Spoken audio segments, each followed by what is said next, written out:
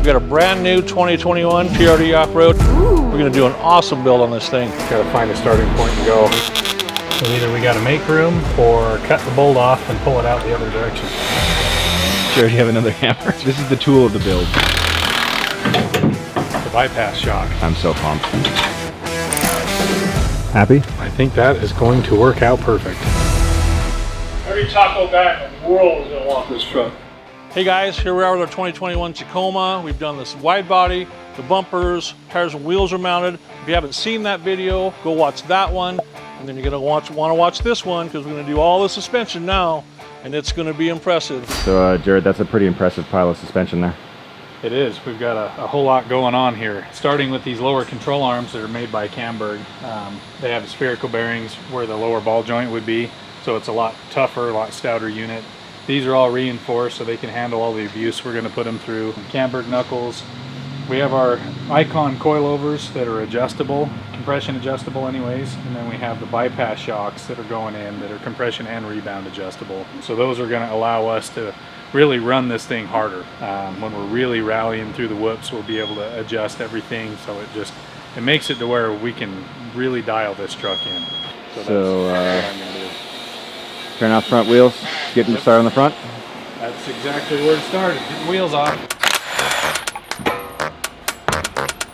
So the factory knuckle on these, they're very small. If you're cycling the suspension up and down a lot, you know, actually going out and running something like this, it'll actually start cracking right here, and this has a tendency to break.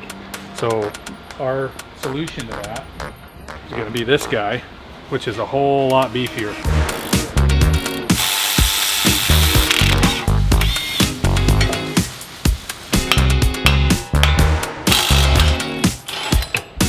Old one, new one. It's a little bit beefier. A lot of bit beefier.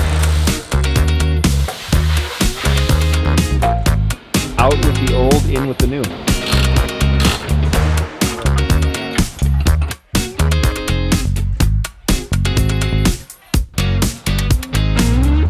So the difference here is quite significant. It's pretty easy to tell that the original piece is not adequate for what we're going to be doing with this truck.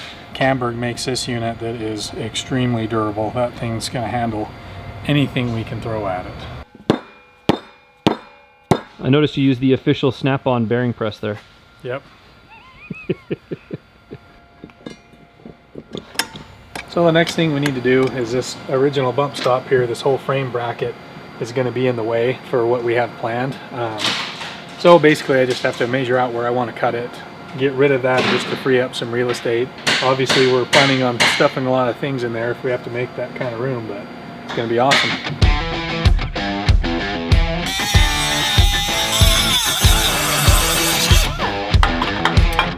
So the next thing we're going to do is I have to weld a shock mount tab on this pad right here. For our secondary shock that I'm going to be putting on. But once that is welded on, I make sure everything's cohesive there and it's all going to work well. Then everything else is pretty much just bolt together and it'll go quickly.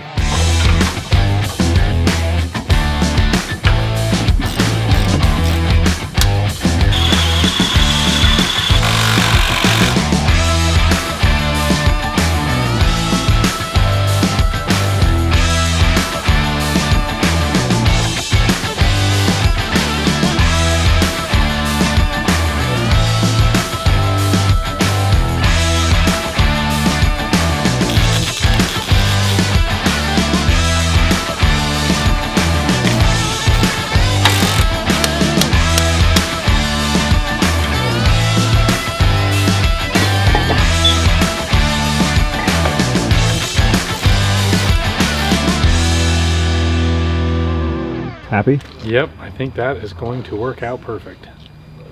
Everybody, could you stop crunching the microphone, please?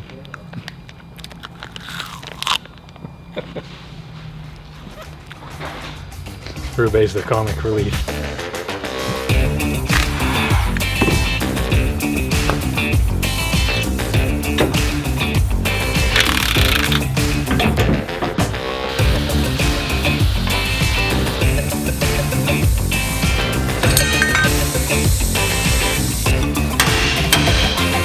How much of a lift does this actually give the truck, you know? Because it's the HD, I'm thinking it's 1.5 inches. It sounds right. because it's designed to handle, I think, an extra 400 pounds or something similar to that static load, and we're planning on putting a bed rack and a rooftop tent and all that kind of stuff. So Beautiful. needs to handle the weight.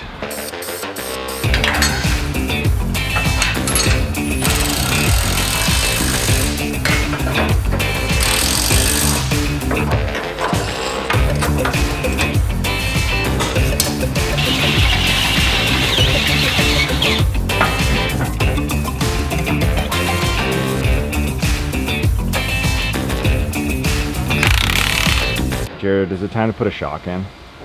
It is that time to bypass shock. I'm so pumped. Woo!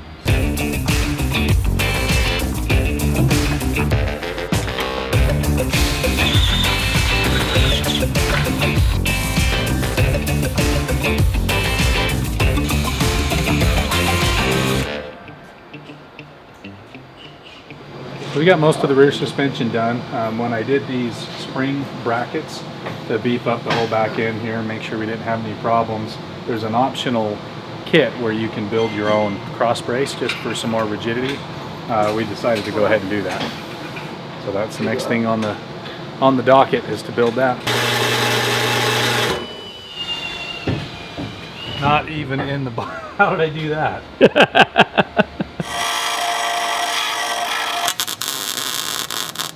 Yeah. So we finished up the back end. We've made a little bit more room for our bigger tires, which are a 35 1250 General Grabber mud terrain. They're mounted on Dirty Life bead lock wheels. I do think we're going to have a few other things to do to make them clear in the front though.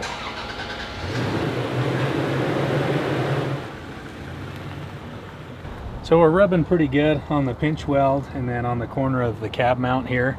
That was to be expected though. So what we're going to do, I guess the industry calls it a cab mount chop. We're not a big fan of the word chop. What I'm going to do is rebuild that cab mount so it has more clearance for that tire, and then trim the pinch weld out. Make sure that we got plenty of room even when we're at full stuff when we're rallying this. So then we'll be good to go and can put this truck through anything we want to.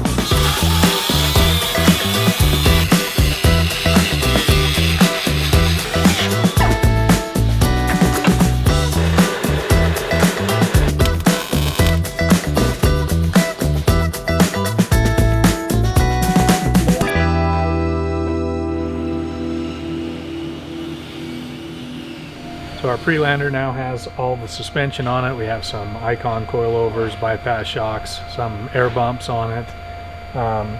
All the clearances I've gotten done there. I'm really happy with how that turned out. So now we can clear the 35-inch tall General Grabber mud terrains. On the next video, we're going to be doing a pretty impressive brake system on this, as well as a bunch more accessories.